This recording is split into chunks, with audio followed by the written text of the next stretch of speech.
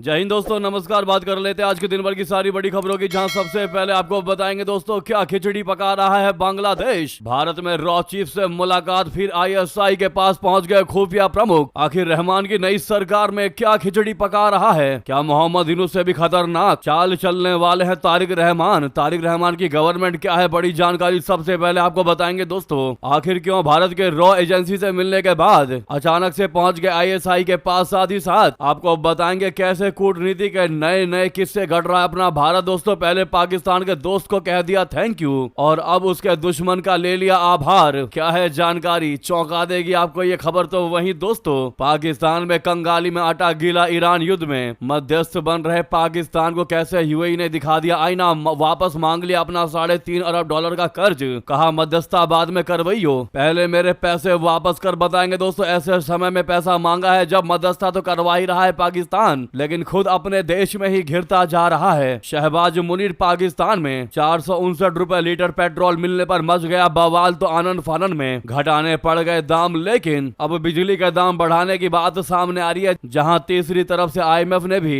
पाकिस्तान पर डाल दिया दबाव, तो ईरान ने भी मध्यस्थता करवाने में मार दिया पाकिस्तान पर लात। दोस्तों बेहतरीन से बेहतरीन जानकारी आपको बताने वाले हैं, बस आप वीडियो के लास्ट तक यानी अंत तक बने रहिएगा। और खबरों में आगे बढ़ने से पहले देश भारत के संप्रभुता अखंडता भारत की जंग के बीच में कूटनीति का दिल से समर्थन करते हैं तो वीडियो को लाइक करके, चैनल को सब्सक्राइब करके, बेल आइकन दबा के कमेंट में जय हिंद अवश्य कह दीजिएगा। आप बात कर लेते हैं पहली सबसे बड़ी खबर की, जहां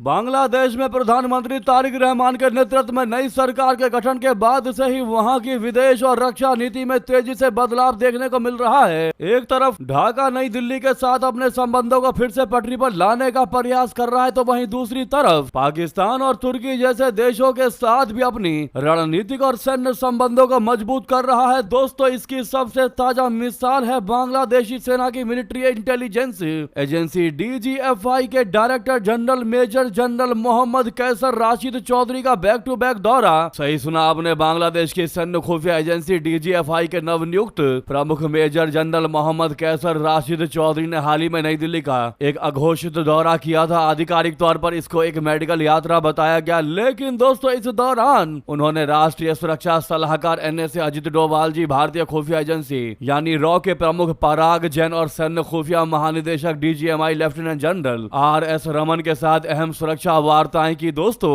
दिल्ली से लौटने के करीब एक महीने बाद 1 से 2 अप्रैल के आसपास मेजर जनरल कैसर राशिद चौधरी थाई एयरवेज की फ्लाइट से बैंकॉक होते हुए इस्लामाबाद पहुंच गए। ये 2 दिवसीय आधिकारिक दौरा है, उनके साथ अन्य DGFI अधिकारी भी हैं। कार्यक्रम में पाकिस्तान आर्मी के सीनियर अधिकारी और ISI के काउंटर पार्ट्स से मुलाकात शामिल है। दोस्तों ये कदम स्पष्ट करता है कि ढाका दोनों तरफ अपने सुरक्षा हितों को साध रहा है। दोस्तों जिस वक्त DGFI प्रमुख पाकिस्तान के दौरे पर जाने की तैयारी में थे, उसी दौरान दिल्ली स्थित बांग्लादेश उच्चायोग में तैनात शीर्ष अधिकारी, भारतीय सेना प्रमुख और शीर्ष सैन्य अधिकारियों के साथ कूटनीतिक बैठकें कर रहे थे। हाई कमिश्नर एम रियाज हमीदुल्लाह ने भारतीय सेना प्रमुख जनरल उपेंद्र द्विवेदी जी बोले तो COAS से साउथ ब्लॉक्स में मुलाकात की। दोनों ने द्विपक्षीय डिफेंस सहयोग, जॉइंट ट्रेनिंग और क्षेत्रीय शांति पर चर्चा की। भारतीय आर्मी ने तस्वीरें भी शेयर की हैं। अब सवाल यह है कि आखिर क्या खिचड़ी पका रहा है बांग्लादेश, क्यों ऐसा कर रहा है? आपको बता दें दोस्तों तारिक रहमान की सरकार ये जानती है कि भारत जैसे बड़े और निकटतम पड़ोसी के साथ तनावपूर्ण रिश्ते देश की सुरक्षा और अर्थव्यवस्था के लिए बिल्कुल भी ठीक नहीं है। रॉ और NSA के साथ बैठ के भारत की चिंताओं, विशेषकर पूर्वोत्तर की सुरक्षा को शांत करने का एक बड़ा और तगड़ा प्रयास है, लेकिन तुर्की और पाकिस्तान के साथ सैन्य स्तर पर बातचीत का उद्देश्य रक्षा खरीद और खुफिया साझेदारी के लिए किसी एक शक्ति पर अपनी निर्भरता को कम करना माना जा रहा है। पिछली सरकार के पतन के बाद नई सरकार सेना के भीतर हुए बड़े फेरबदल के बाद उन धड़ों को भी संतुलित करने की कोशिश कर रही है जो पारंपरिक रूप से पाकिस्तान या अन्य मुस्लिम राष्ट्रों के साथ घनिष्ठ संबंधों के पैरोकार रहे हैं। फिलहाल भारतीय सुरक्षा एजेंसियां इसको करीबी से मॉनिटर कर रही हैं, खासकर पिछले यूनुस शासन में पाकिस्तान, चीन, तुर्की डिफेंस एंगेजमेंट बढ़ने की चिंता के बाद ये बैलेंसिंग एक्ट लग रहा है। दोस्तों आपको क्या लग रहा है? आप लोग भी अपनी राय अवश्य दीजिएगा ताकि भारत को सफल बनाने में हर एक भारतीय का अच्छा योगदान योगदान रह सके दोस्तों और इन चाल चलने वाले लोगों को भारत से दूर किया जा सके, तो आप लोग अपना सजेशन, अपनी राय कमेंट में जरूर दीजिएगा। लेकिन सामने लाइक का बटन अभी तक लाइक नहीं किया तो बटन को जरूर दबा दीजिएगा। नेक्स्ट खबर की बात करते हैं, जहां पहले पाकिस्तान के दोस्त को थैंक यू, अब उसी के दुश्मन का आभार। कैसे कूटनीति के नए नए किस्से घट रहा है अपना भारत बता दे मिडल ईस्ट में संकट के बीच। भारत कूटनीति के नए नए किस्से घट रहा है, बात चाहे तेल गैस की सप्लाई की हो या अपने नागरिकों को बचाने की। हिंदुस्तान बाकी देशों के मुकाबले इसमें 21 साबित हो रहा है दोस्तों, उसे अजरबैजान की मदद पहुंचा रहा है तो आर्मेनिया भी। ये दोनों वो देश हैं जो एक दूसरे के दुश्मन हैं। अजरबैजान से भारत के संबंध उतने मधुर नहीं रहे, लेकिन हाल के दिनों में इसमें सुधार हुआ है। ये पाकिस्तान का मित्र देश रहा है। अजरबैजान ने ईरान से भारतीयों को निकालने में मदद की तो वहीं आर्मेनिया ने ईरान में फंसे भारतीय मछुआरों को निकालने में की है। हिंदुस्तान ने इसके लिए दोनों देशों का आभार जताया है दोस्तों। जयशंकर जी ने एक्स पर पोस्ट में कह दिया कि ईरान से भारतीय मछुआरों को आज आर्मेनिया के रास्ते भारत लाने में मदद करने के लिए विदेश मंत्री अरारा मिरजायान और आर्मेनिया की सरकार का बहुत बहुत धन्यवाद दोस्तों। वहीं अगर इस हफ्ते की शुरुआत की बात करें तो भारतीयों को निकालने के लिए भारत ने इस प्रक्रिया में मदद करने के लिए अजरबैजान का भी धन्यवाद किया था। नई दिल्ली में एक वीकली मीडिया ब्रीफिंग के दौरान विदेश मंत्रालय के प्रवक्ता रणधीर जायसवाल जी ने बताया कि लगभग 204 भारतीय नागरिक जमीनी सीमा के रास्ते ईरान से सफलतापूर्वक अजरबैजान पहुंच गए हैं। उन्होंने आगे कहा कि जहां कई लोग पहले ही भारत लौट चुके हैं, वहीं बाकी लोगों के आने वाले दिनों में पहुंचने की उम्मीद है। जायसवाल जी ने कहा कि अजरबैजान से हमारे कई भारतीय नागरिक ठीक कहें तो 204 जमीनी सीमा के रास्ते ईरान से अजरबैजान निकल पाए हैं और वहां से वे अपने घर लौटेंगे। उनमें से कई लौट चुके हैं, बाकी लोग अगले कुछ दिनों में लौटेंगे। यानी कि दोस्तों आप इमेजिन कर सकते हैं कि वो देश जो भारत पाकिस्तान वॉर में हमेशा से पाकिस्तान की मदद करता आया है, जब पहलगाम पर अटैक हुआ था उस समय भी अजरबैजान ने खुलकर पाकिस्तान का समर्थन दिया था। यहां तक कि अपने वायु विमान भी दोस्तों पाकिस्तान को दिया था इस्तेमाल करने के लिए, जिस खबर को पाकिस्तान ने आज तक छुपाया है दोस्तों। आज वही अजरबैजान भारत की मदद कर रहा है संकट के समय में। इससे बड़ी बात क्या ही होगी। अगर भारत विश्व गुरु नहीं है तो फिर क्या है दोस्तों, मानते हैं कि नहीं आप लोग जरूर कमेंट कीजिएगा। तो वहीं आपको बता दे इतना ही नहीं,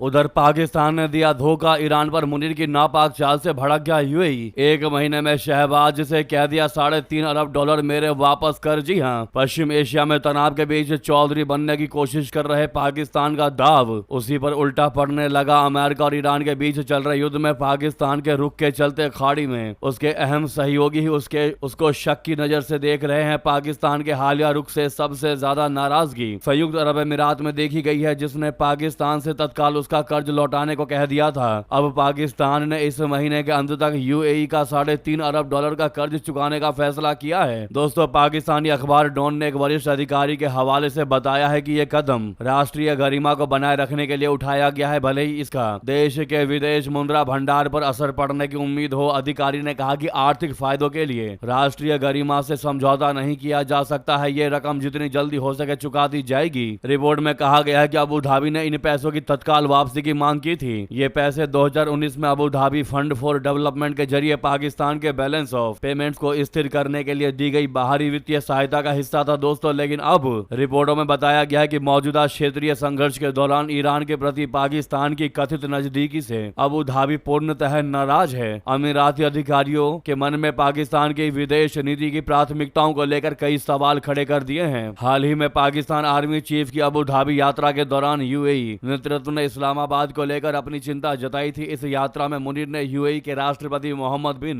जायद अल नहयान और दूसरे अधिकारियों से मुलाकात की थी। जी हां दोस्तों, अब आप ही सोचिए, पाकिस्तान को लगता था कि मुस्लिम देशों में उसका सिक्का चलता है, अरब देशों में, खाड़ी देशों में लोग उसकी बात मानते हैं, लेकिन यूएई ने पाकिस्तान को उसकी औकात दिखा दी और कह दिया भैया मेरे पैसे वापस कर, तो मध्यस्थता कर चाहे मत कर, लेकिन मेरे जो ये पैसे हैं वो अभी के अभी 1 महीने के अंदर वापस कर। ऐसे में दोस्तों एक तरफ जहां पाकिस्तान से पैसे वापस मांग रहा है यूएई,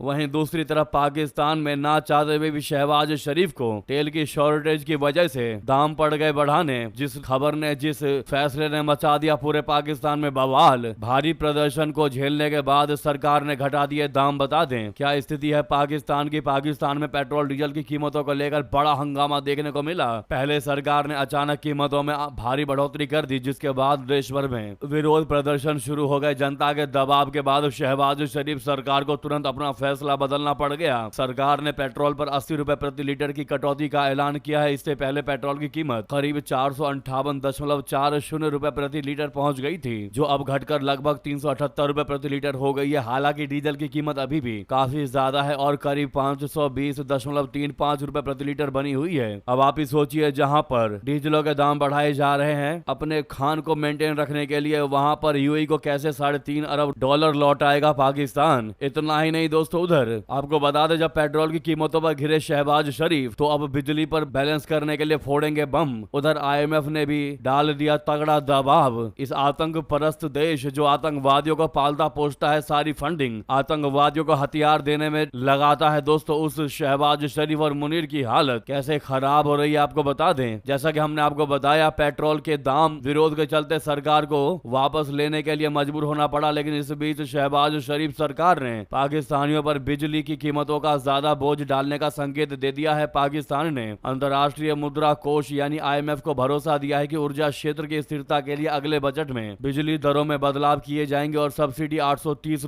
अरब रुपए तक सीमित की जाएगी। इससे साफ है कि आने वाले समय में पाकिस्तान के लोगों पर बिजली बम फूटने वाला है। जी हाँ, तो ये स्थिति है पाकिस्तान की। वहीं आपको बता दें, एक तरफ यूएई ने अपने वापस मांगे पैसे, उधर ईरान ने भी पाकिस्तान के पीठ पर मार दी लात। कह दिया भैया चल निकल, मैं नहीं तेरे देश में करूंगा मध्यस्थता। कह दिया शांति का दलाल बनने की तुझे कोई आवश्यकता नहीं, अमेरिका से नहीं करेंगे हम बातचीत। बना दिया शहबाज शरीफ का मुंह दोस्तों।